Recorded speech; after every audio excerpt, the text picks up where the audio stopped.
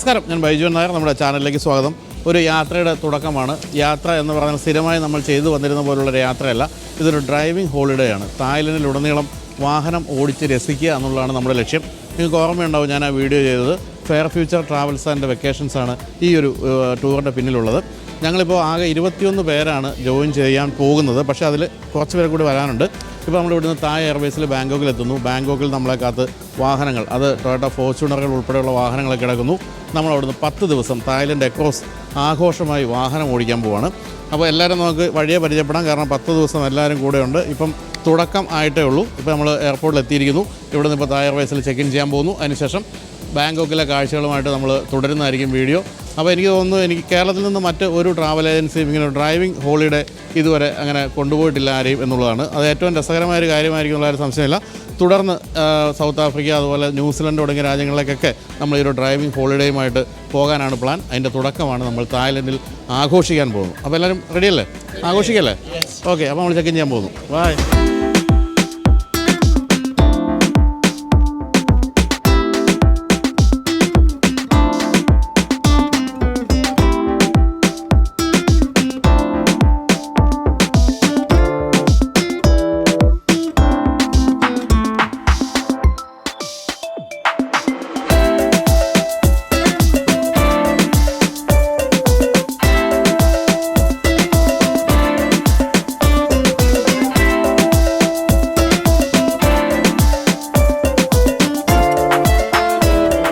നമ്മളങ്ങനെ 4 മണിക്കൂർ നേരത്തെ യാത്രയ്ക്ക് ശേഷം ബാങ്കോക്കിലെ സുവർണഭൂമി എയർപോർട്ടിൽ എത്തിയിരിക്കുകയാണ്. ഇവിടെ ഡോൺ മുവാങ്, സുവർണഭൂമി 2 എയർപോർട്ടുണ്ട്. ബജറ്റ് എയർലൈനുകൾ, നമ്മുടെ എയർ ഏഷ്യ പോലുള്ള ബജറ്റ് എയർലൈനൊക്കെ എത്തുന്നത് ഡോൺ മുവാങ്ങിലാണ്. നമ്മളിപ്പോൾ സുവർണഭൂമി എന്ന് പറഞ്ഞാൽ ഏറ്റവും വലിയ എയർപോർട്ടിലാണ്. ഞാൻ ആദ്യമായിട്ട് തായ്ലൻഡ് വരുമ്പോൾ സുവർണഭൂമി ഉണ്ടായിരുന്നില്ല. അന്ന് ഡോൺ മുവാങ്ങേ ഉണ്ടായിരുന്നുള്ളൂ. അതിനുശേഷം രണ്ടാമത്തെ വരവിൽ സുവർണഭൂമിയിലാണ് വന്നത്. പക്ഷേ ഇപ്പോൾ പൊതുവെ എയർ ഏഷ്യയിൽ സഞ്ചരിക്കുന്നതുകൊണ്ട് നമ്മൾ മിക്കവരും ഡോൺ മുവാങ്ങിലാണ് എത്തുന്നത്. ഡോൺ മുവാങ് കുറച്ചുകൂടി സിറ്റിയോട് ചേർന്ന് നിൽക്കുന്നതാണ്. ഇത് കുറച്ച് ദൂരമുണ്ട്. പക്ഷേ ഇത് ആ കാലത്ത്, അതായത് തുടങ്ങിയ കാലത്തൊരു വലിയ സംഭവം തന്നെയായിരുന്നു. കാരണം ഇപ്പോൾ നമ്മുടെ രാജ്യത്ത് വലിയ വലിയ എയർപോർട്ടൊക്കെ ഉണ്ടെങ്കിലും ഈ എയർപോർട്ടുള്ള വന്ന സമയത്ത് നമ്മുടെ നാട്ടിൽ അത്ര വലിയ എയർപോർട്ടൊന്നുമില്ല. അതുകൊണ്ടൊരു ഭയങ്കര സംഭവമായിരുന്നു എയർപോർട്ട്. ഇപ്പോഴും വളരെ നല്ലൊരു ഗംഭീര എയർപോർട്ടായിട്ട് തന്നെ പറയാം. അപ്പോൾ നമ്മളെല്ലാവരും ഇനിയിപ്പോൾ ഇവിടെ വിസ ഓൺ അറൈവലിലേക്ക് പോവുകയാണ്. തായ്ലൻഡിൽ അടുത്ത കാലം വരെയൊക്കെ 2000 ബാട്ട്, അതായത് 4000 രൂപയോളം നമ്മൾ വിസയ്ക്ക് വേണ്ടി കൊടുക്കണമായിരുന്നു. പക്ഷേ ഇപ്പം നമുക്ക് വിസ ഫ്രീ ആണ്. അപ്പോൾ അതുകൊണ്ട് വളരെ എളുപ്പമാണ്. നേരെ എമിഗ്രേഷൻ ജില്ല ഇറങ്ങി പോവാം. നേരത്തെ നമ്മളൊരു ഫോട്ടോ ഒക്കെ ഒട്ടിച്ച് ഫോമൊക്കെ ഫില്ല് ചെയ്ത് 2000 ബാട്ട് അത് കാശായിട്ടേ വാങ്ങിക്കൂ, അത് തായ്ലൻഡ് കറൻസിയിലേ വാങ്ങിക്കൂ, അങ്ങനെയൊക്കെയായിരുന്നു. ഇപ്പോൾ അങ്ങനെയൊന്നുമില്ല, വളരെ ലാവിഷായിട്ട് ഇറങ്ങിപ്പോവാം. അപ്പോൾ നമുക്കിനി നേരെ വിസ ഓൺ അറൈവലിലേക്ക്. അതിനുശേഷം നമ്മുടെ ഫെയർ ഫ്യൂച്ചറിൻ്റെ ഈ ടൂറുകളുടെയൊക്കെ തലവനായ ഓലിൻ ഇവിടെ കഴിഞ്ഞ ദിവസം നേരത്തെ എത്തിയിട്ടുണ്ട്. അദ്ദേഹം നമ്മളെ വെയിറ്റ് ചെയ്യുന്നുണ്ട് വെളിയിൽ.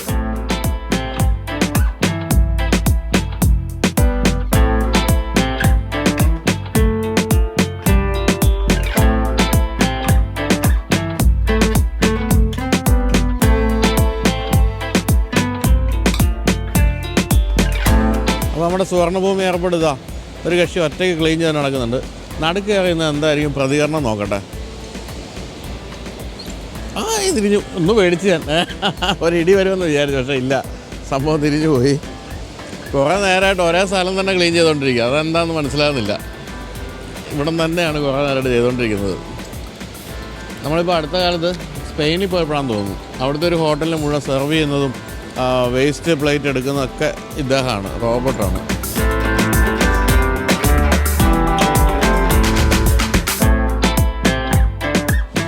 നമ്മളിപ്പോൾ ഇവിടെ വന്ന് ഇറങ്ങുമ്പോൾ ആദ്യം കാണുന്ന ഈ ലെഫ്റ്റ് കാണുന്നതെല്ലാം ഈ സിം കാർഡ് കിട്ടുന്ന സ്ഥലങ്ങളാണ്. ഒരു കാര്യം സത്യമാണ് കേട്ടോ, നമ്മുടെ നാട്ടിൽ ഇന്ത്യയിൽ അത്രയും ചീപ്പായിട്ട് ഇൻ്റർനെറ്റ് ലോകത്തൊരു സ്ഥലത്തും ഇല്ല. ഇവിടെയൊക്കെ പെട്ടെന്ന് തന്നെ ഡാറ്റ തീരും. ഞാനിപ്പോൾ 50 GB ഡാറ്റ 1000 രൂപയ്ക്കാണ് വാങ്ങിച്ചിരിക്കുന്നത്. പക്ഷേ അതൊക്കെ വളരെ പെട്ടെന്ന് തീരും. നമ്മളൊന്നിട്ട് വീഡിയോ ഒക്കെ അപ്ലോഡ് ചെയ്യുമ്പോൾ തന്നെ സംഭവം കഴിയും. ഇനിയിപ്പോൾ ഇവിടെ ഈ ലെഫ്റ്റ് കാണുന്ന മുഴുവൻ റെൻ്റ് കാറുകളുടെ കൗണ്ടേഴ്സാണ്. ആവിസ്, ഹെർട്സ്, ബജറ്റ്, അങ്ങനെയുള്ളതൊക്കെയാണ്. അപ്പം നമ്മൾ ഓടിക്കേണ്ട വാഹനങ്ങളെല്ലാം റെഡിയാണ്. പക്ഷേ നമ്മൾ ഇന്നല്ല ഓടിച്ചു തുടങ്ങുന്നത്. ഇന്നിപ്പം എല്ലാവരും യാത്ര ചെയ്ത് ക്ഷീണിച്ച് വന്നുകൊണ്ട് ഒരു ചെറിയ സിറ്റി ടൂർ കഴിഞ്ഞിട്ട് നമ്മൾ ചെക്ക് ഇൻ ചെയ്യുന്നു. നാളെ രാവിലെയാണ് ഫ്ലാഗ് ഓഫ്. ഇവിടെ നമ്മൾ താമസിക്കുന്ന ഹോട്ടലിൽ നിന്നാണ്.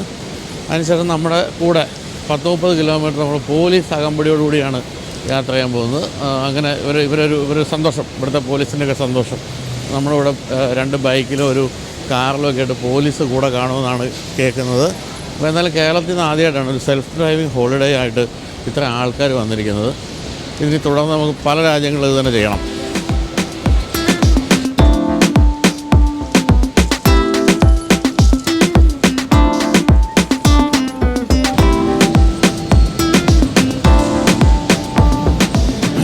വെളിയിൽ ഇറങ്ങിയിരിക്കുകയാണ്. ഇവിടെ ഇപ്പോൾ ഈ 3-4 ലെവലുകളിലായിട്ടാണ്. ടാക്സിക്ക് ഒരു ലെവൽ, താഴെ പോയി കഴിഞ്ഞാൽ നമുക്ക് സിറ്റിയിലേക്ക് പോകേണ്ട ട്രെയിൻ വേണമെങ്കിൽ കിട്ടും. ഇവിടെ ഇപ്പോൾ ടാക്സികളുടെ സ്ഥലമാണ്. അങ്ങനെ ഓരോരോ ലെവലിലും ഓരോ തരത്തിലുള്ള ട്രാൻസ്പോർട്ടേഷൻ ആണ് നമുക്ക് കിട്ടുന്നത്. അപ്പോൾ നമ്മളിനിയിപ്പോൾ നമ്മുടെ വണ്ടി ഇവിടെ റെഡിയായിട്ടുണ്ട്. ഇവിടുത്തെ ഗൈഡ് എത്തിയിട്ടുമുണ്ട്. വണ്ടിയിലേക്ക് പ്രവേശിക്കാൻ പോവാണ്. നമ്മൾ 5 പേര് വീതം ഓരോരോ വാനുകളിലായിട്ടാണ് ഇപ്പോൾ ഒരു ഫ്രഷപ്പ് ആകാനുള്ള ഹോട്ടലിലേക്ക് പോകുന്നത്. അതിന് ശേഷം സിറ്റി ടൂർ, പിന്നെ നമ്മൾ ഇന്ന് താമസിക്കുന്ന ഹോട്ടലിൽ നമ്മൾ ചെക്ക് ഇൻ ചെയ്യും.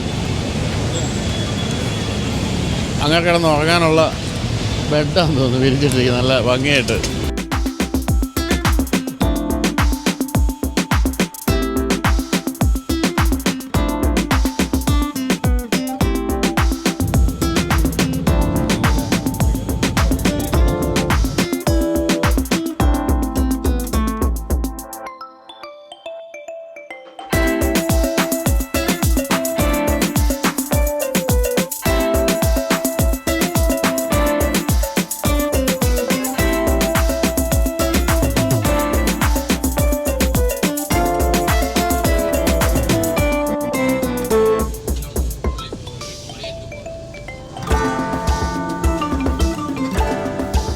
അപ്പോൾ നമ്മൾ രാവിലെ വന്നിറങ്ങിയിട്ട് അൽമാസ് എന്നൊരു ഹോട്ടലിൽ നിന്ന് നമ്മളൊന്ന് ഫ്രഷായി അവിടെ ചെക്കൗട്ട് ചെയ്തു.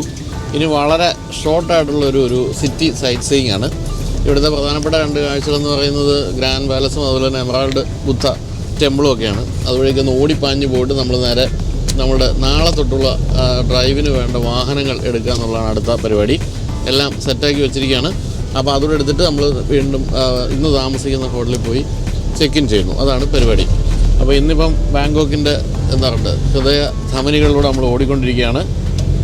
നാളെ തൊട്ട് നമ്മൾ സ്വന്തമായിട്ടാണ് ഓടിക്കുന്നത്. ഇന്ന് നമ്മളിപ്പോൾ ഒരു വാനിൽ ഇങ്ങനെ എല്ലാവരും കൂടി സഞ്ചരിക്കണം. 3 വാനിലായിട്ടാണ് നമ്മൾ ഉള്ളത്. എല്ലാവരും കൂടി ഫുള്ളാകുമ്പോൾ എത്ര പേരാകും വിഘ്നേഷ്? 23 പേരാകും. എല്ലാവരും എത്തിക്കഴിയുമ്പോൾ 23 ആകും. ഇനി ഒരാൾ നമുക്ക് USA നിന്ന് ജോയിൻ ചെയ്യാനുണ്ട്. ആ ആളിനെ നിങ്ങൾക്ക് പരിചയം ഉണ്ടാകും. നമ്മുടെ പല വീഡിയോയിലും നമ്മുടെ US-ലെ വീഡിയോയിലൊക്കെ പ്രത്യക്ഷപ്പെട്ട സ്റ്റാൻലിയാണ്. സ്റ്റാൻലി നമ്മൾ ആയിട്ട് ജോയിൻ ചെയ്യുന്നുണ്ട്. പക്ഷേ 2 ദിവസം കഴിഞ്ഞാൽ സ്റ്റാൻലി എത്തുള്ളൂ. ബാക്കി എല്ലാവരും ഇന്നിപ്പോൾ എത്തിയിട്ടുണ്ട്. കൂടാതെ നമ്മൾ നാളെ യാത്ര തുടങ്ങുമ്പോൾ നമ്മളിവിടെ ഒരു മെക്കാനിക് അടക്കമുള്ള എല്ലാ സന്നാഹങ്ങളോടും കൂടിയാണ് നമ്മുടെ യാത്ര ആരംഭിക്കാൻ പോകുന്നത്.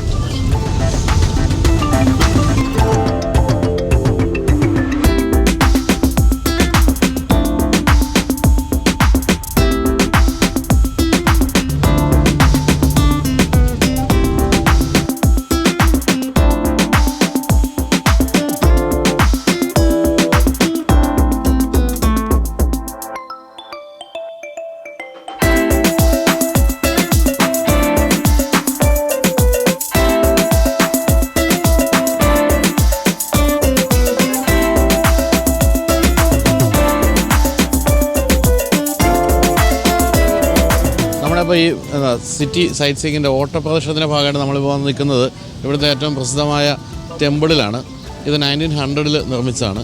ഇവിടുത്തെ പ്രത്യേകത ഇത് ശരിക്കും ഈ ഒരു എന്താ പറയുക തായ് ഒരു വാസ്തുശില്പ നിർമ്മാണ കലയിൽ നിന്ന് വ്യത്യസ്തമായിട്ട് ഓരോ ബിൽഡിങ്ങിനുമൊക്കെ ഓരോരോ വ്യത്യസ്തമായ രൂപമൊക്കെ കൊടുത്തിട്ടുണ്ട്. അതായത് ബുദ്ധിസ്റ്റ് രാജ്യങ്ങളുടെ മൊത്തത്തിലുള്ള ഒരു ആർക്കിടെക്ചർ രീതിയൊക്കെയാണ് ഇവിടെ കൊടുത്തിരിക്കുന്നത്.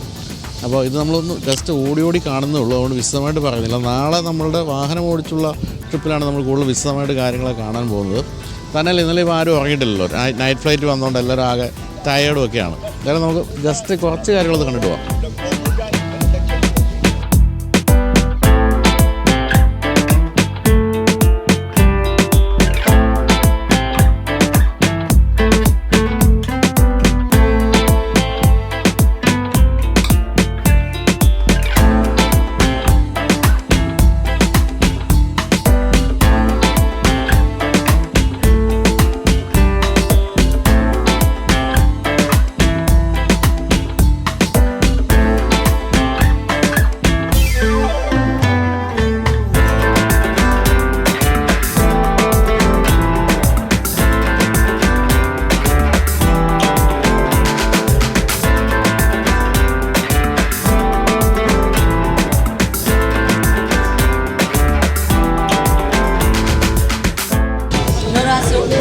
only pork. This one black jelly soup. This one noodle soup. This one 1, 2, 3 rice no rice. Okay raised pork rice ഇത് നല്ലതായിരിക്കും. അപ്പോൾ നമ്മൾ പറഞ്ഞത് ഇതാണ്, റൈസ്ഡ് പോർക്ക് വിത്ത് റൈസ്. ഇനി ഞാനിവിടെ പൊതുവേ സാധാരണ ഇവിടെ വരുമ്പോൾ എനിക്ക് ഏറ്റവും ഇഷ്ടം സീ ഫുഡ് ഫ്രൈഡ് റൈസാണ്. പക്ഷേ അതിവിടെ ഇല്ല, ഫ്രൈഡ് റൈസ് ഇവിടെ ഇല്ല, രാത്രി പിടിക്കാതെ. അപ്പോൾ നമ്മളിവിടെ തായ്ലൻഡിൽ വരുമ്പോൾ പ്രധാനമായിട്ട് നിങ്ങൾ സ്ട്രീറ്റ് ഫുഡാണ് കഴിക്കേണ്ടത്. സ്ട്രീറ്റ് ഫുഡ് എന്ന് വെച്ചാൽ നമ്മുടെ നാട്ടിലെ സ്ട്രീറ്റ് ഫുഡിൻ്റെ ഒരു ക്വാളിറ്റി ഒന്നുമല്ല. ഇവിടെ വളരെ ഫ്രഷായിരിക്കും, വളരെ ഹോട്ടായിരിക്കും സാധനം, അങ്ങേയറ്റം ടേസ്റ്റും ആയിരിക്കും.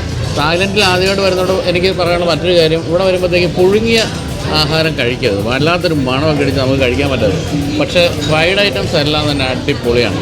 ഫ്രൈഡ് ഐറ്റംസ് കഴിച്ചാൽ പിന്നെ നിങ്ങൾ തായ് ഫുഡ് വിട്ട് പോകില്ല. അപ്പം കാണിച്ചു തരാം വരാൻ പോകുന്ന സാധനം.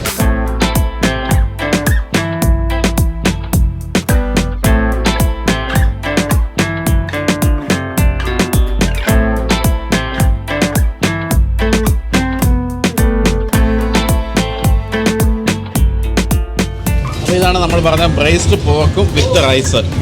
അപ്പോൾ ഇത് നല്ല പോർക്ക് സെമി ഫ്രൈ അല്ലേ, സെമി ഫ്രൈ, അതിൻ്റെ കൂടെ ഇത്തിരി പച്ചക്കറി മൂലയിൽ ചോറുമുണ്ട്. അപ്പോൾ ഇത് കഴിക്കാൻ വേണ്ടി ഞാൻ ശുപാർശ ചെയ്യുന്നത് ഇതിലേക്ക് ഒരു സോയാ സോസ് അങ്ങോട്ട് ഒഴിക്കാം, എന്നിട്ടാണ് കഴിക്കുക. അപ്പം നല്ല രസമാണ്. ഒരു നേരത്തെ ഫുഡാണ്, അടിപൊളി.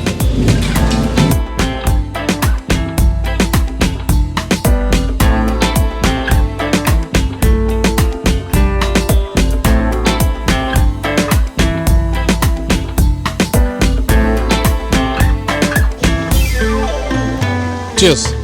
നമ്മളപ്പോൾ ഫസ്റ്റ് ഡേ താമസിക്കുന്നത് ചിയേഴ്സ് വെറും ജ്യൂസാണ് കേട്ടോ, സംശയിക്കരുത്. അപ്പോൾ നമ്മളിത് താമസിക്കുന്നത് മോണ്ടിയൻ റിവർ സൈഡ് ഹോട്ടൽ എന്ന് പറയുന്ന ഹോട്ടലാണ്. ഫസ്റ്റ് നൈറ്റ് താമസിക്കാൻ പോകുന്നത്. ഇത് നമ്മുടെ ഇവിടുത്തെ ചവഫ്രയ നദിയുടെ സൈഡിലുള്ള സുന്ദരമായ ഒരു ഗംഭീരമായ ഹോട്ടലാണ്. അപ്പോൾ നമ്മുടെ കീ ഡിസ്ട്രിബ്യൂഷൻ നടന്നുകൊണ്ടിരിക്കുകയാണ്. നമ്മുടെ റൂമിൻ്റെ കീ വാങ്ങിക്കട്ടെ.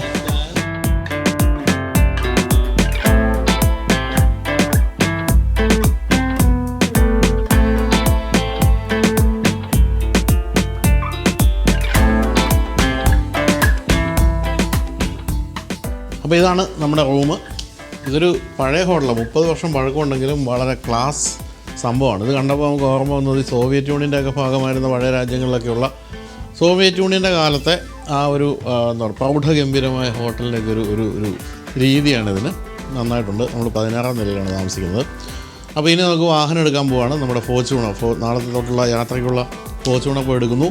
എന്നിട്ട് ഇന്ന് രാത്രി ഇവിടെ ഹോട്ടലിൽ കൊണ്ടുവന്നിരുന്നു. നാളെ രാവിലെ ഇവിടുന്ന് ഫ്ലാഗ് ഓഫ് 10 ദിവസത്തെ യാത്രയ്ക്ക് തുടക്കമാണ്. അപ്പോൾ ഇനി നമുക്ക് അങ്ങോട്ട് പോകാം. നമ്മുടെ ഒരു വാൻ വെയിറ്റ് ചെയ്യുന്നുണ്ട് നമുക്ക് വണ്ടി എടുക്കാൻ പോകാൻ വേണ്ടി.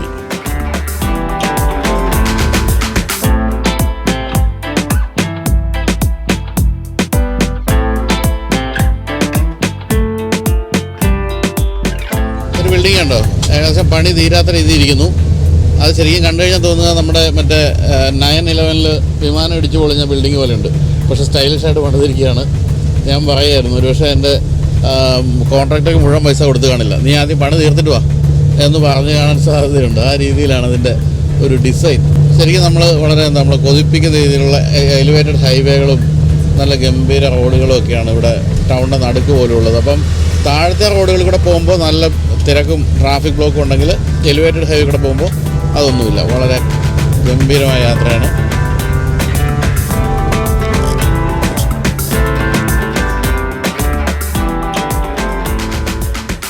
ഇവിടെ കാണുന്ന ഈ മോഡലുണ്ടോ, നമ്മുടെ ഹമ്മറിൻ്റെ ചൈനീസ് രൂപമാണിത്. തായ്റുങ് എന്നാണ് കമ്പനിയുടെ പേര്. കാഴ്ചയിൽ പക്ക ഒന്നാന്തരം ഒരു ഹമ്മർ.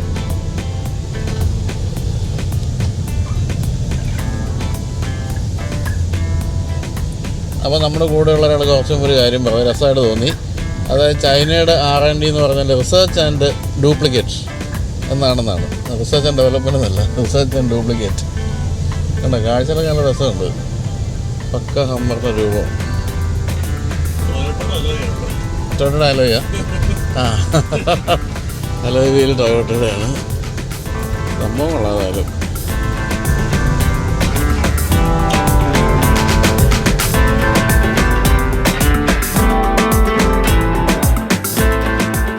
അങ്ങനെ നമ്മൾ യാത്ര പോകാൻ ഉദ്ദേശിക്കുന്ന വാഹനങ്ങളെല്ലാം ഇവിടെ നിരന്ന് കിടക്കുന്നു.